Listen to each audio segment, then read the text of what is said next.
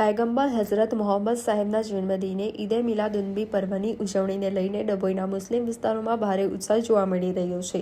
આગામી રબી ઉલ અવ્વલ માસની 12મી તારીખે યોજનાર આ પાવન પર્વ નિમિત્તે શહેરની ઐતિહાસિક જુમ્મા મસ્જિદ અને કાઝીવાડા મસ્જિદ સહિતના ધાર્મિક સ્થળો, મુખ્ય માર્ગો અને મહોલ્લાઓને આકર્ષક રોશનીથી શણગારવામાં આવ્યા છે। પવિત્ર માસના પ્રથમ ચાંદથી લઈને 12 દિવસ સુધી વિવિધ સ્થળોએ ધાર્મિક પ્રવચન, વાયઝ અને કુરાન શરીફના પઠનના કાર્યક્રમોનું આયોજન કરાયું છે।